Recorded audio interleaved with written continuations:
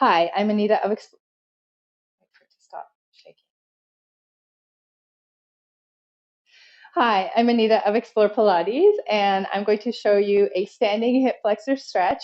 I'm kind of in that position right now, but I'm going to step back and we'll go through the exercise.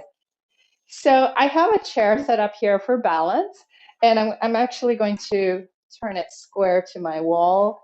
And standing nice and tall, we're going to take a step back.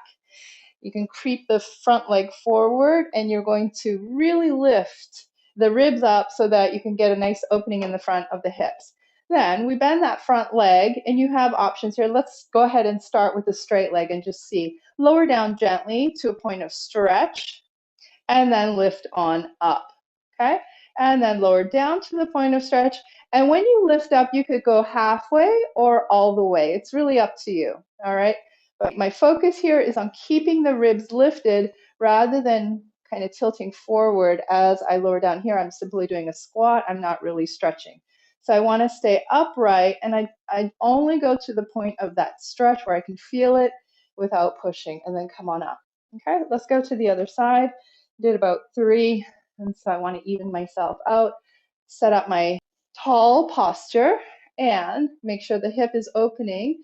Bend that front knee, go to the point of stretch. One leg is going to be different from the other, and then simply press on up. If you want to add extra, you can press through the heel of that forward leg, and then get a little bit of glute activation at the same time.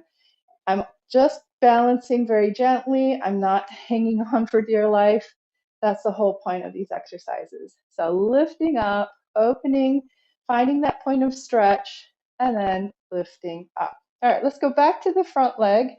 And you can also do it with this, the knee bending. So we're going to do this a different way.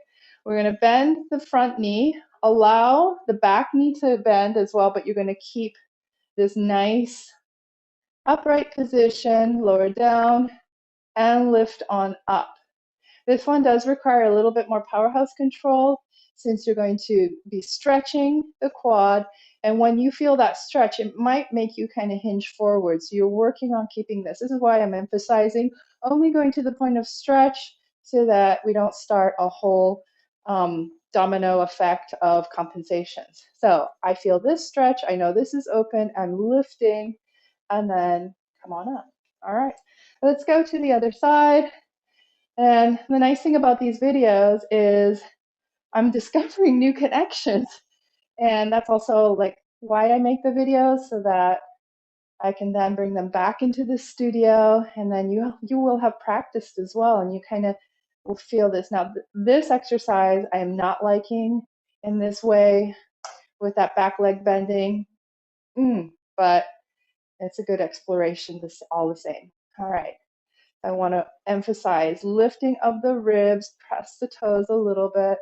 It's just this weird shake that I got recently. All right, and then press back. Okay, so that's 2 ways to do your standing hip flexor stretch at home.